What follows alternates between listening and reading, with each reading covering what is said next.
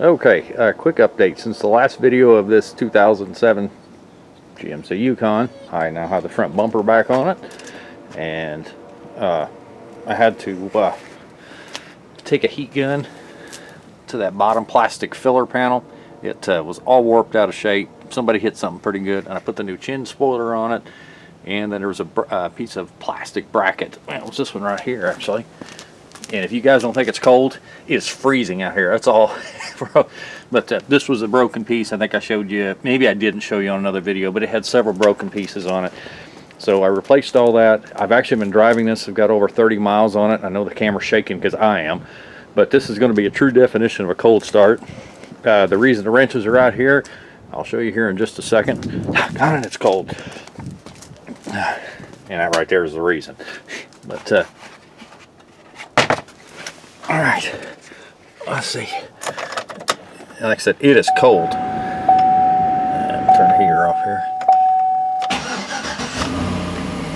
This thing fires right up, instant oil pressure. I haven't replaced. I got the parts ordered. They're supposed to be here. I'm sorry, the camera's shaking. The parts will be here for that stability control. It's actually the wheel sensor or speed sensor, ABS sensor, whatever you want to call it. That's actually what that is on the right front. That's what keeps popping up as a code. So the part's ordered and it'll be here today. That says 31. I don't know if that's true or not, but it is freezing out here. But the warmer this gets, the noisier that the belt gets. So, and it's bad. So I'm going to replace that belt, and then I'll bring you back.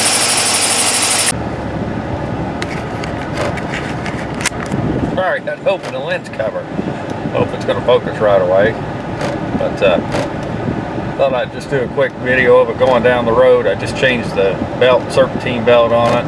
And I told you it's cold outside. I didn't realize. I went and grabbed my phone and looked at my weather app, and it's like 24, the real feel of 15. I knew it was cold, but good night. And tearing down another building. What a shame, what a shame. This town is dying. Anyway, I'm going to go ahead and head to the parts store and pick up the wheel, that ABS sensor, or whatever you want to call it. Like I said, I've ran the codes on this several times. Another reason why I've been driving it. You notice I've got 35.5. I know it's jumping around. The streets here aren't the best. But anyway, it's I've been kind of driving it, let it go through some heat cycles. I did let it go through 3 heat cycles, never moved it, and then I changed the oil on it. I did have a little bit of metal, a little bit, not much. You do expect a little, some. I expect a little. I know some of those guys rebuild those engines professionally. Boy, they don't have. They see one piece in there, they got. But it wasn't that bad, and that's another reason why I changed oil real quick, because I didn't want that stuff running through the whole system. This thing has a typical broken dash. That's why it's rattling and stuff. That you're hearing rattles going on. But anyway, I'll bring you back here in a little bit, maybe when I get out on the road, and then I'm going to get the sensor. I don't know if I'm going to get replaced today or not, because it is entirely too cold to work outside. So I'll bring you back here. If this ain't too shaky, I'll put it on. All right, we're on the highway. Got the cruise set about 67 or so, 68. I'm not really sure. I went to the auto parts store to pick that part up for that ABS sensor, and they ordered the wrong thing, so it won't be here till tonight. But it's holding about 41 pounds of oil pressure. Temperature staying right at the 210 mark, which is typical. And I also checked the electric fans to make sure they cycled on and off, and it's been running for quite a while. I had it let it sit and run about 15 minutes. So anyway, we've got about 42.2 miles on it, and like I said, going down the highway here, following a truck. But this thing's running really, really well. It's the first time I've had it up to highway speeds. It has not broke 3,000, 3,500 RPM since I've had it running. Gone through several heat cycles on it. The reason I say heat cycles all the time is because that's really a pretty good telltale really quick if you're going to lose oil pressure, if it's going to start leaking something or whatever. Is you've got to allow everything to get hot, cold several different times, and that will usually show you the weak link. But now that I'm pretty sure that nothing is leaking, nothing is doing anything I don't like, so now it's time to stick it on the highway for a little bit.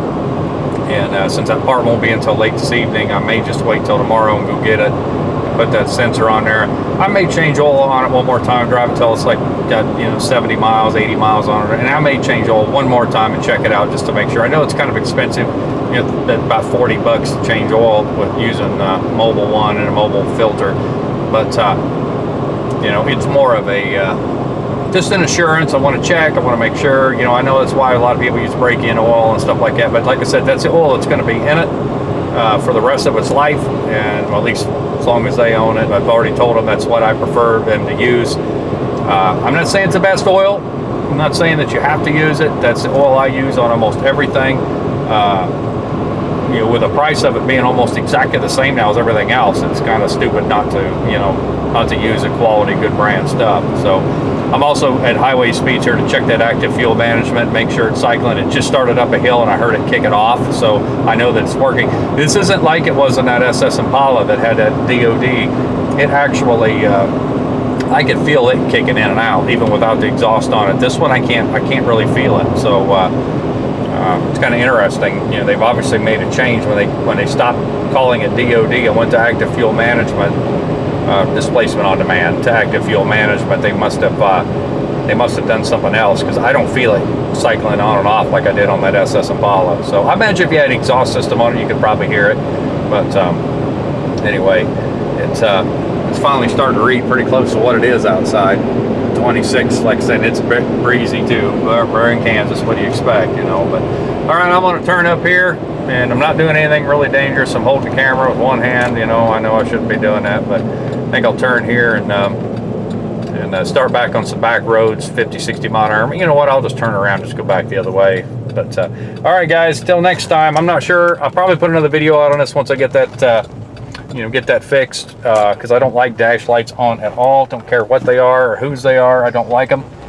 So, I may just go ahead and video it one more time without those lights on, and then it'll probably be the last video for this thing. I'm really pleased with it.